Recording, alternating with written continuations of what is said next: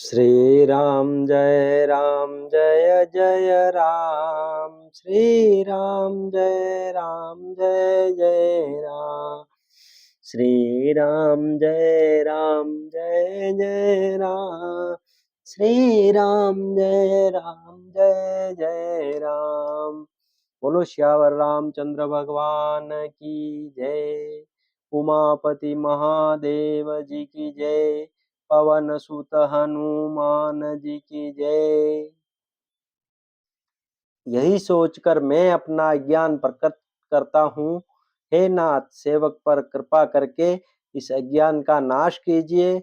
संतों, पुराणों और उपनिषदों ने राम नाम के असीम प्रभाव का गान किया है। कल्याण स्वरूप ज्ञान और गुणों की राशि अविनाशी भगवान शंभु निरंतर राम नाम का जप करते रहते हैं। संसार में 4 जाति के जीव हैं। काशी में मरने से सभी परम पद को प्राप्त करते हैं। हे मुनिराज, वह भी राम नाम की ही महिमा है, क्योंकि शिवजी महाराज दया करके काशी में मरने वाले जीव को राम नाम का ही उपदेश करते हैं। इसी से उनको परम पद मिलता है। हे प्रभु, मैं आपसे पूछता हूँ कि वे राम कौन हैं? हे कृपा निदान मुझे समझा कर कहिए। एक राम तो अवध नरेश दशरथ जी के कुमार हैं। उनका चरित्र सारा संसार जानता है। उन्होंने स्त्री के विरह में अपार दुख उठाया और क्रोध आने पर युद्ध में रावण को मार डाला। हे प्रभु, वही राम है या और कोई दूसरे हैं जिनको शिव जी जपते हैं? आप सत्य के धाम हैं और सब कुछ जानते हैं। ज्ञान विचार कर कहिए। हे नाथ, जिस प्रकार से मेरा यह भारी भ्रम मिट जाए, आप वही कथा विस्तार पूर्वक कहिए। इस पर याज्ञवल्क्य जी मुस्कुरा कर बोले, श्री रघुनाथ जी की प्रभुता को तुम जानते हो। तुम मन, वचन और कर्म से श्री राम जी के भक्त हो। तुम्हारी चतुराई को मैं जान गया। तुम श्री राम जी के रहस्यमय गुणों को सुनना चाहते हो। इसी से तुमने ऐसा प्रश्न किया है, मानो बड़े ही मूढ़ हो। हे तात, तुम आदर पूर्वक मन लगाकर सुनो। मैं श्री राम जी की सुंदर कथा कहता हूँ। बड़ा भारी अज्ञान विशाल महिषासुर है और श्री राम जी की कथा इसे नष्ट कर देने वाली भयंकर काली जी हैं। श्री राम जी की कथा चंद्रमा की किरणों के समान है, जिसे संत रूपी चकोर सदा पान करते हैं। ऐसा ही संदेह पार्वती जी ने किया था। तब महादेव जी ने विस्तार से उसका उत्तर दिया था। अब मैं अपनी बुद्धि के अनुसार वही उमा और शिव जी का संवाद कहता हूँ। वह जिस समय और जिस हेतु से हुआ, उसे हे मुनि तुम सुनो, तुम्हारा विषाद मिट जाएगा। एक बार त्रेता युग में शिव जी अगस्त्य ऋषि के पास गए। उनके साथ जगत जननी भवानी सती जी भी थी। ऋषि ने संपूर्ण जगत के ईश्वर जानकर उनका पूजन किया। मुनिवर अगस्त जी ने राम कथा विस्तार से कही, जिसको महेश्वर ने परम सुख मानकर सुना। फिर ऋषि ने शिवजी से सुंदर हरि भक्ति पूछी और शिवजी ने उनको अधिकारी पाकर रहस्य सहित भक्ति का निरूपण किया। श्री रघुनाथ जी के गुणों की कथाएं कहते सुनते कुछ दिनों तक शिवजी वहां रहे। फिर मुनि से विदा मांगकर शिवजी दक्ष कुमारी सती जी के साथ घर कैलाश को चले। उन्हीं दिनों पृथ्वी का भार उतारने के लिए श्री हरि ने रघुवंश में अवतार लिया था। वे अविनाशी भगवान उस समय पिता के वचन से राज्य का त्याग करके तपस्वी या साधु वेश में दंडक वन में विचर रहे थे। शिव जी हृदय में विचार करते जा रहे थे कि भगवान के दर्शन मुझे किस प्रकार हो। प्रभु ने गुप्त रूप से अवतार लिया है। मेरे जाने से सब लोग जान जाएंगे। श्री शंकर जी के हृदय में इस बात को लेकर बड़ी खलबली उत्पन्न हो गई, परंतु सती जी इस भेद को नहीं जानती थी। तुलसीदास जी कहते हैं कि शिव जी के मन में भेद खुलने का डर था, परंतु दर्शन के लोभ से उनके नेत्र ललचा रहे थे। रावण ने ब्रह्मा जी से अपनी मृत्यु मनुष्य के हाथ से मांगी थी। ब्रह्मा जी के वचनों को प्रभु सत्य करना चाहते हैं। मैं जो पास नहीं जाता हूँ तो बड़ा पछतावा रह जाएगा। इस प्रकार शिव जी विचार करते थे, परंतु कोई भी युक्ति ठीक नहीं बैठती थी। इस प्रकार महादेव जी चिंता के वश हो गए। उसी समय नीच रावण ने जाकर मारीच को साथ लिया और वह मारीच तुरंत कपट मृग बन गया। मूर्ख रावण ने छल करके सीता जी को हर लिया। उसे श्री रामचंद्र जी के वास्तविक प्रभाव का कुछ भी पता न था। मृग को मारकर भाई लक्ष्मण सहित श्री हरि आश्रम में आए और उसे खाली देकर अर्थात वहां सीता जी को न पाकर उनके नेत्रों में आंसू भर आए। श्री रघुनाथ जी मनुष्यों की भांति विरह से व्याकुल हैं और दोनों भाई वन में सीता जी को खोजते हुए फिर रहे हैं। जिनके कभी कोई संयोग वियोग नहीं है, उनमें प्रत्यक्ष विरह का दुख देखा गया। श्री रघुनाथ जी का चरित्र बड़ा ही विचित्र है। उसको पहुंचे हुए ज्ञानी जन ही जानते हैं। जो मंद बुद्धि हैं, वे तो विशेष रूप से मोह के वश होकर हृदय में कुछ दूसरी ही बात समझ बैठते हैं। श्री शिव जी ने उसी अवसर पर श्री राम जी को देखा और उनके हृदय में बहुत भारी आनंद उत्पन्न हुआ। उन शोभा के समुद्र श्री रामचंद्र जी को शिव जी ने नेत्र भरकर देखा, परंतु अवसर ठीक न जानकर परिचय नहीं किया। जगत के पवित्र करने वाले सच्चिदानंद की जय हो। इस प्रकार कहकर कामदेव का नाश करने वाले श्री शिव जी चल पड़े। कृपा निदान शिव जी बार बार आनंद से पुलकित होते हुए सती जी के साथ चले जा रहे थे। सती जी ने शंकर जी की वह दशा देखी तो उनके मन में संदेह उत्पन्न हो गया। वे मन ही मन कहने लगी कि शंकर जी की सारा जगत वंदना करता है। वे जगत के ईश्वर हैं। देवता मनुष्य मुनि सब उनके प्रति सिर नवाते हैं। उन्होंने एक राजपुत्र को सच्चिदानंद परम धाम कहकर प्रणाम किया और उसकी शोभा देखकर वे इतने प्रेम मग्न हो गए कि अब तक उनके हृदय में प्रीति रोकने से भी नहीं रुकती।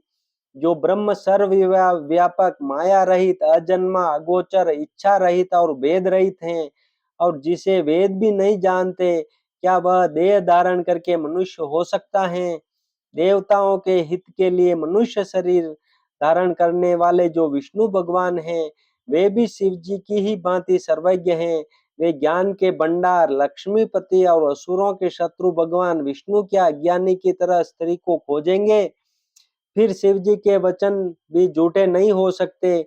सब कोई जानते हैं कि शिव जी सर्वज्ञ हैं। सती के मन में इस प्रकार का अपार संदेह उठ खड़ा हुआ। किसी तरह भी उनके हृदय में ज्ञान का प्रादुर्भाव नहीं होता था। यद्यपि भवानी जी ने प्रकट कुछ नहीं कहा, पर अंतर्यामी शिव जी सब जान गए। वे बोले, हे सती, सुनो, तुम्हारा स्त्री स्वभाव है, ऐसा संदेह मन में कभी न रखना चाहिए। जिनकी कथा का अगस्त्य ऋषि ने गान किया और जिनकी भक्ति मैंने मुनि को सुनाई, ये वही मेरे इष्ट देव श्री रघुनाथ जी हैं, जिनकी सेवा ज्ञानी मुनि सदा किया करते हैं। ज्ञानी मुनि योगी और सिद्ध निरंतर निर्मल चित्त से जिनका ध्यान करते हैं तथा वेद पुराण और शास्त्र नेति नेति कहकर जिनकी कीर्ति गाते हैं, उन्हीं सर्वव्यापक समस्त ब्रह्मांडों के स्वामी मायापति नित्य परम स्वतंत्र ब्रह्म रूप भगवान श्री राम जी ने अपने भक्तों के हित के लिए अपनी इच्छा से रघुकुल के मणि रूप में अवतार लिया है। यद्यपि शिव जी ने बहुत बार समझाया, फिर भी सती जी के हृदय में उनका उपदेश नहीं बैठा। तब महादेव जी मन में भगवान की माया का बल जानकर मुस्कुराते हुए बोले, जो तुम्हारे मन में बहुत संदेह है, तो तुम जाकर परीक्षा क्यों नहीं लेती? जब तक तुम मेरे पास लौट आओगी, तब तक मैं इसी बड़ की छाव में बैठा हूँ। जिस प्रकार तुम्हारा यह अज्ञान जनित भारी भ्रम दूर हो, विवेक के द्वारा सोच समझकर तुम वही करना। शिव जी की आज्ञा पाकर सती चली और मन में सोचने लगी कि भाई क्या करूं, कैसे परीक्षा लूं। इधर शिव जी ने मन में ऐसा अनुमान किया कि दक्ष कन्या सती का कल्याण नहीं है।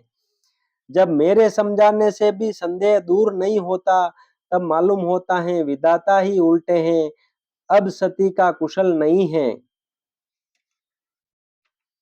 जो कुछ राम ने रच रखा है वही होगा। तर्क करके कौन शाखा बढ़ावे। मन में ऐसा कहकर शिवजी भगवान श्री हरि का नाम जपने लगे और सती जी वहां गई। जहाँ सुख के धाम प्रभु श्री रामचंद्र जी थे। सती बार बार मन में विचार कर सीता जी का रूप धारण करके उस मार्ग की ओर आगे होकर चली जिससे सती जी के विचारानुसार मनुष्यों के राजा श्री रामचंद्र जी आ रहे थे। सती जी के बनावटी वेश को देखकर लक्ष्मण जी चकित हो गए और उनके हृदय में बड़ा भ्रम हो गया। वे बहुत गंभीर हो गए, कुछ कह नहीं सके। धीर बुद्धि लक्ष्मण प्रभु रघुनाथ जी के प्रभाव को जानते थे। सब कुछ देखने वाले और सबके हृदय की जानने वाले देवताओं के स्वामी श्री रामचंद्र जी सती के कपट को जान गए। जिनके स्मरण मात्र से अज्ञान का नाश हो जाता है, वही सर्वज्ञ भगवान श्री रामचंद्र जी हैं। स्त्री स्वभाव का असर तो देखो कि वहां उन सर्वज्ञ भगवान के सामने भी सती जी छिपाव करना चाहती हैं। अपनी माया के बल को हृदय में बखान कर श्री रामचंद्र जी हंसकर कोमल वाणी से बोले। पहले प्रभु ने हाथ जोड़कर सती को प्रणाम किया और पिता सहित अपना नाम बताया। फिर कहा कि वृषकेतु शिव जी कहाँ हैं? आप यहाँ वन में अकेली किस लिए फिर रही हैं? श्री रामचंद्र जी के कोमल और रहस्य भरे वचन सुनकर सती जी को बड़ा संकोच हुआ। वे डरती हुई चुपचाप शिव जी के पास चली। उनके हृदय में बड़ी चिंता हो गई कि मैंने शंकर जी का कहना न माना और अपने अज्ञान का श्री रामचंद्र जी पर आरोप किया। अब जाकर मैं शिव जी को क्या उत्तर दूंगी? यूं सोचते सोचते सती जी के हृदय में अत्यंत भयानक जलन पैदा हो गई। श्री रामचंद्र जी ने जान लिया कि सती जी को दुख हुआ। तब उन्होंने अपना कुछ प्रभाव प्रकट करके उन्हें दिखलाया। सती जी ने मार्ग में जाते हुए यह कौतुक देखा कि श्री रामचंद्र जी, सीता जी और लक्ष्मण जी सहित आगे चले जा रहे हैं। इस अवसर पर सीता जी को इसलिए दिखाया कि सती जी श्री राम के सच्चिदानंदमय रूप को देखें। वियोग और दुख की कल्पना जो उन्हें हुई थी वह दूर हो जाए तथा वे प्रकृतिस्थ हो जाए। तब उन्होंने पीछे की ओर फिरकर देखा तो वहां भी भाई लक्ष्मण जी और सीता जी के साथ श्री रामचंद्र जी सुंदर वेश में दिखाई दिए। वे जिधर देखते हैं उधर ही प्रभु श्री रामचंद्र जी विराजमान हैं और सुचतुर सिद्ध मुनीश्वर उनकी सेवा कर रहे हैं। सती जी ने अनेक शिव, ब्रह्मा और विष्णु देखे जो एक से एक बढ़कर असीम प्रभाव वाले थे। उन्होंने देखा कि भांति भांति के वेश धारण किए सभी देवता श्री रामचंद्र जी की चरण वंदना और सेवा कर रहे हैं।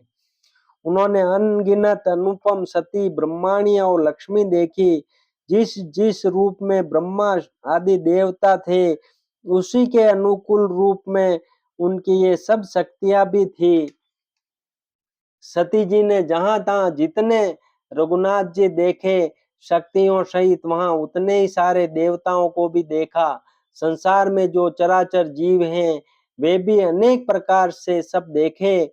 उन्होंने देखा कि अनेकों वेश धारण करके देवता प्रभु श्री रामचंद्र जी की पूजा कर रहे हैं, परंतु श्री रामचंद्र जी का दूसरा रूप कहीं नहीं देखा। सीता सहित श्री रघुनाथ जी बहुत से देखे, परंतु उनके वेश अनेक नहीं थे। सब जगह वही रघुनाथ जी, वही लक्ष्मण और वही सीता जी। सती ऐसा देखकर बहुत ही डर गई। उनका हृदय कांपने लगा और देह की सारी सुध बुध जाती रही। वे आंख मूंदकर मार्ग में बैठ गई। फिर आंख खोलकर देखा तो वहां दक्ष कुमारी सती जी को कुछ भी न दिख पड़ा। तब वे बार बार श्री रामचंद्र जी के चरणों में सिर नवाकर वहां चली जहां श्री शिव जी थे। जब पास पहुंचे तब श्री शिव जी ने हंसकर कुशल प्रश्न करके कहा कि तुमने श्री राम जी की किस प्रकार परीक्षा ली? सारी बात सच सच सच कहो। मास परायण दूसरा विश्राम। बोलो सियावर रामचंद्र भगवान की जय। उमापति महादेव जी की जय। पवन सुत हनुमान जी की जय। वो स्वामी तुलसीदास जी महाराज की जय। श्री राम जय राम जय जय राम। श्री राम जय राम जय जय राम।